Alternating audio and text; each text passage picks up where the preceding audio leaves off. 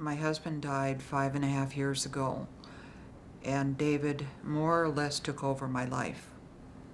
And it became more and more verbal abuse, calling me names, threatening to kill me.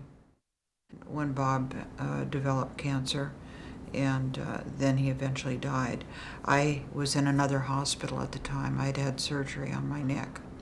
And when I came home, he was my caregiver. I didn't have anyone else.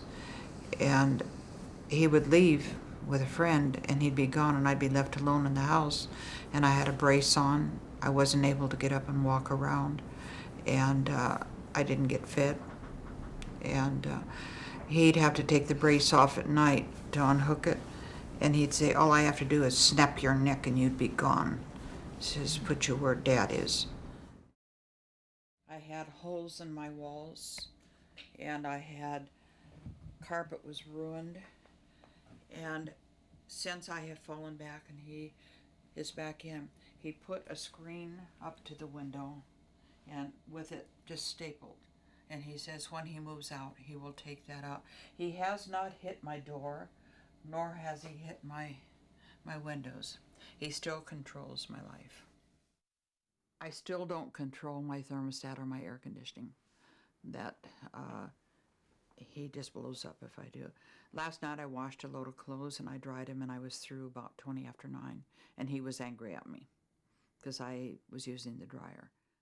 Just recently he threw a clock because we had an argument and he was going into the bathroom and he picked up the clock and threw it at me. In the meantime, he was taking over the control of my mind.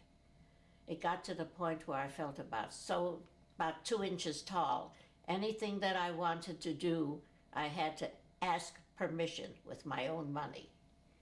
I'd see something in a catalog or in a newspaper and I'd say, is it okay if I order that? He was co-signer on my bank accounts. I had my check register was messed up. He got that. When the bills came in, we had a little container where we'd put the bills in, and at the beginning of each month, we'd take the bills out, he'd look at the bills, write the check and sign it, and then have me check it before I mailed it out. I wasn't even allowed to write a check. And I knew something was wrong, but a mother's a mother. You don't want to think that way.